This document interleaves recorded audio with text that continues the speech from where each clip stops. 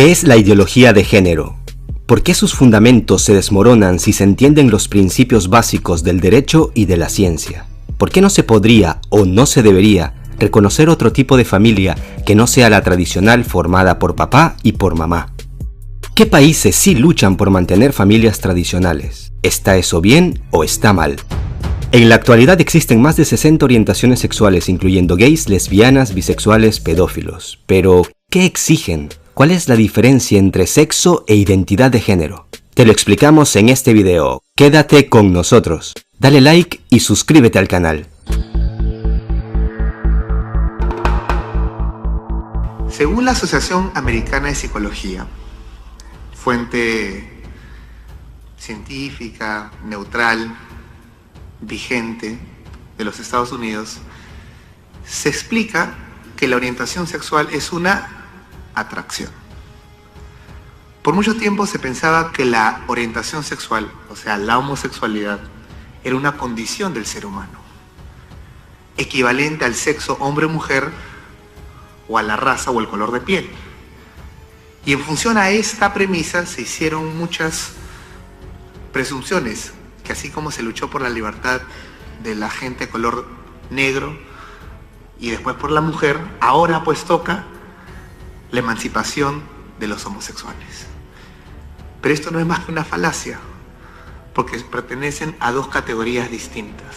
La raza y el sexo son condiciones inherentes del ser humano que uno no elige, nace hombre o mujer, o de un color de piel u otro. Es más, corrijo, ni siquiera se nace hombre o mujer. Desde antes que uno nazca, es hombre o mujer. Esto no es una cuestión religiosa, esto no es una opinión, esto es la realidad científica.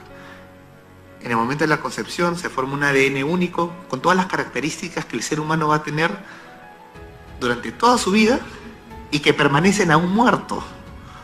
Por ejemplo, en el Perú se encontró hace poco los huesos, los restos de la señora de Caral, la ciudad más antigua de Lima. Y se descubrió que era una mujer. ¿Cómo? Mediante la antropología forense, porque existen huesos masculinos y huesos femeninos, cromosomas masculinos, cromosomas femeninos, composición cerebral masculina, composición cerebral femenina, genitales, ADN, la epigenética. Cada aspecto del ser humano evidencia, corrobora objetivamente lo que uno es. Entonces, desde antes que nazcas y después de muerto, uno tiene un sexo que es inmutable. Pero la orientación sexual, según lo define la psicología, es solamente una atracción, es un gusto. Y este gusto puede ser romántico, sexual o afectivo duradero hacia otros, pero finalmente es un gusto. Uno podría decir entonces, así como hay orientaciones sexuales, también existen orientaciones gastronómicas y orientaciones deportivas, que son gustos. Y si a alguien no le gusta el cuy, no es cuifóbico. Si a alguien no le gusta a los hombres, no es homofóbico. Y si a alguien no le gusta la Alianza Lima, no es alianzafóbico. Porque las atracciones, los gustos, los sentimientos no pueden ser ni protegidos, ni promovidos por la ley, ni regulados. ¿Por qué? Porque pertenecen al ámbito íntimo y privado del ser humano. Uno elige, decide vivir como le plazca, para bien o para mal. Es decisión autónoma de todo individuo. Pero hoy en día lo quieren equiparar a una característica inherente equivalente al sexo o la raza. Y de ahí derivan las confusiones posteriores. Hay personas que están convencidas que la lucha por los llamados derechos LGTBI es la marcha inevitable del progreso humano, en lo científico. Pero esto parte de una premisa falsa. Por eso el gran filósofo griego, Sófocles, decía: la verdad puede más que la razón. Porque una vez que uno descubre la verdad y corrobora, lo estudia, no es una opinión, no es una creencia, cualquiera puede corroborar, que la orientación sexual es únicamente un gusto, entonces la premisa que había construido esa conclusión, que era equivalente al sexo o la raza, se desmorona por sí mismo. La verdad puede más que la razón. ¿Y qué es entonces la identidad de género? Tercer término. Orientación sexual, un gusto. Sexo es lo que uno es. Ni se nace, ni se muere, uno trasciende. Es inmodificable el sexo. El hombre se puede mutilar un órgano saludable del cuerpo, pero basta con un cabello, una gota de sangre, ADN, hombre. El sexo es incambiable, no se modifica, imposible. Uno se puede mutilar, pero no modificar su sexo.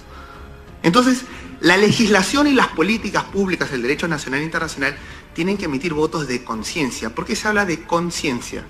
Porque es con ciencia, con conocimiento, lo que está verificado por la misma ciencia.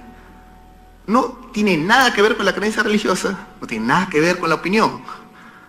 Es ciencia pura, dura, verificable a través de la anatomía, la genética, la epigenética. Es lo que somos, es la antropología, el estudio del ser humano. Pero hoy en día se quiere abolir al ser humano racional, científico, y reemplazarlo por un ser teledirigido, un ser emotivo, un ser subjetivo. ¿Qué es entonces la identidad de género? Esta expresión. La identidad de género es esta noción falsa de que uno puede construir su propio sexo o su propia identidad. Y para hacerlo más coherente o más persuasivo, colocan al sexo un adjetivo: el sexo biológico y el sexo psicológico. Pero no hay sexo biológico ni psicológico, el sexo es hombre o mujer. Porque que un hombre se sienta mujer, ¿lo convierte en mujer? ¿Y cómo sabemos que no? Si él dice, soy mujer, si él gana la batalla jurídica y política para que lo llame mujer, ¿es mujer? Si te mete a la cárcel, ¿es mujer? Si te mata, ¿es mujer? No es mujer. Porque son hechos objetivos, científicos, corroborables, que escapan la opinión subjetiva del ser humano. Pero esta teoría falsa dice que uno puede construir su identidad sexual en función a sus experiencias subjetivas. Y la psiquiatría clasifica esto hasta el día de hoy según la DSM-5, que es la Asociación Americana de Psiquiatría del año 2015. Y el CIE-10, que es la Clasificación Internacional de Enfermedades, la 10ª edición de la Organización Mundial de la Salud, como trastornos de identidad. Porque el problema no es físico, el problema es psicológico. Y se le clasifica como disforia de género. En el DSM-4 se le clasificaba como disforia de identidad de género. O sea, han retirado un término clínico y lo están promoviendo en política pública para que de ella emanen supuestos derechos. Puede sí, pero debe de haber adopción de parejas homosexuales, o dos hombres, o una pareja, una persona soltera. ¿Existe el derecho a adoptar? Muy bien, no. ¿Y por qué no? Porque existe el derecho del niño a ser adoptado. ¿Y por qué? Porque existe el interés superior del niño a recuperar lo que perdió, un padre y una madre. El niño no es un producto, no es un saco de arroz para satisfacer un vacío emocional, sentimental o una meta ideológica. El ser humano no es un medio de realización de nadie, es el fin supremo del Estado. Pero en países donde han subdesarrollado en sus políticas, han ido en un regreso moral, permiten este caso. Y este niño Tomás, siguiente, de 11 años, sus madres decidieron aplicarle hormonas, siguiente, y ya no llamarlo Tomás, sino Tami, de 11 años. Tami. Le inyectaron bloqueadores de hormonas para evitar que desarrolle su vello facial, cambio de voz, hombros. Y esa es una experimentación directamente con los seres humanos, al estilo nazi. Se está experimentando con los seres humanos, deconstruyéndolo primero, porque no respetan su identidad científica. No eres lo que eres lo que sientes. Es la voluntad del hombre por encima de la naturaleza. El lema de Hitler, que puso el ciclo de la vida, el símbolo budista, 45 grados al costado, para decir que la mera voluntad del hombre era capaz de modificar el ciclo natural de la vida. Es lo mismo. Siguiente. Y esto, en vez de ser denunciado, lo celebran y ya no le llaman ideología de género. Nada menos que National Geographic de este año, en su portada de febrero, ya no le llama ideología de género, sino revolución de género. Y en la portada hay un niño, hombre de 9 años, vestido de mujer, que le dicen que es su derecho decidir qué ser. ¿Y por qué se dan estas situaciones de supuestos derechos sexuales del niño o a la identidad. Porque finalmente el Estado lo que hace es deconstruir la primera institución que es el fundamento y la base de la sociedad, que es la familia.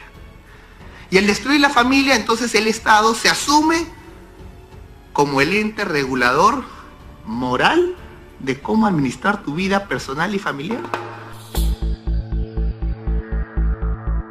En una entrevista que pueden ustedes encontrar en YouTube, en la que el director de cine norteamericano Oliver Stone entrevista a Vladimir Putin, en uno de los fragmentos de una entrevista de 4 horas editada, le pregunta por la homosexualidad y le pregunta por cómo es posible que en Rusia no se pueda difundir la ideología de género en las escuelas y no se pueda hacer proselitismo homosexual.